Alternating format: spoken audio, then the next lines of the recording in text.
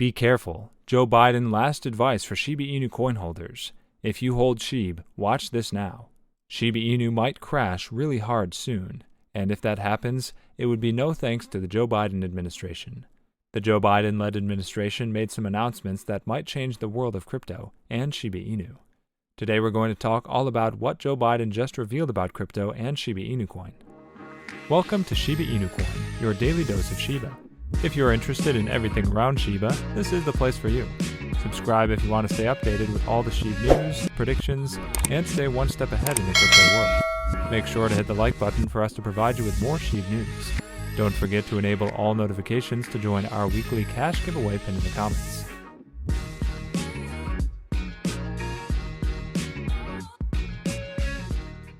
Before we get to our topic, let's take a look at the chart and see what the price of Shiba is doing on the 21st of March, shall we? Shiba Inu price has been on a downtrend for quite some time and shows no sign of volatility or hints at reversals. However, these things might change soon as Shib is at an inflection point. Shiba Inu price builds a launchpad. Shiba Inu price dropped 37% after rallying 75%. This uptrend, followed by a slow decline, took place from early February to March 19th.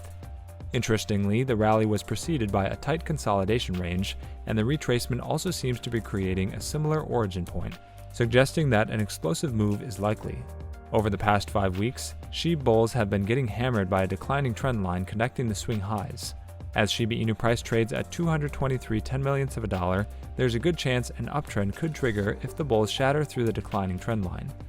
However, an ideal scenario would include market makers pushing Shib below the 202 10/millionths of a dollar support level to collect liquidity before heading higher.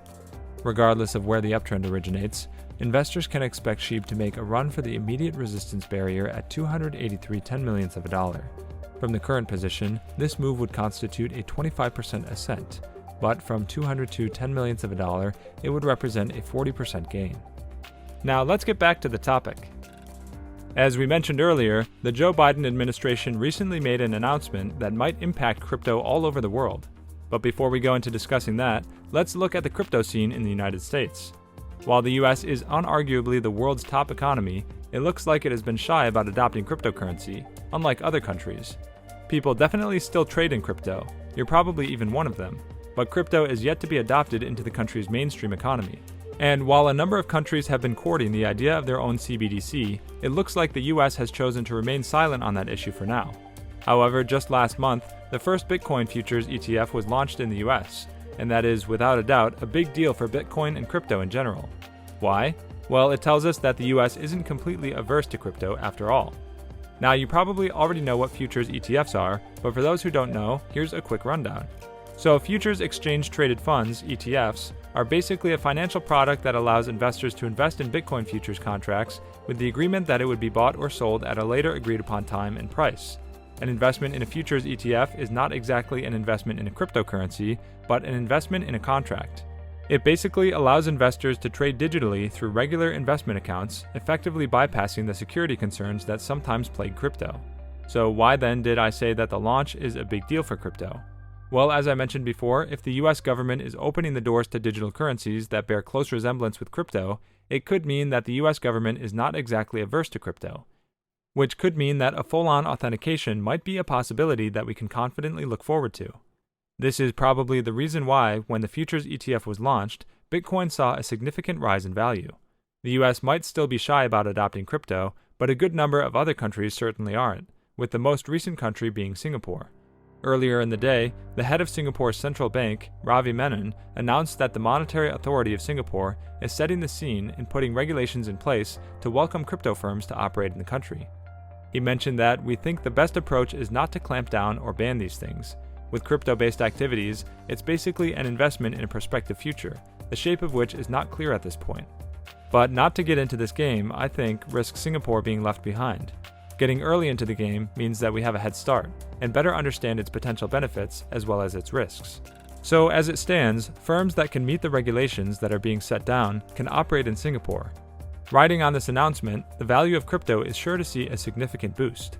One can only hope that the US government will take that leap from allowing the launch of a Bitcoin futures ETF to allowing for the adoption of crypto into the mainstream economy. Countries like El Salvador already did this with outstanding success. If the US toes the same path, the impact of that singular move will easily trigger the worldwide adoption of the crypto market.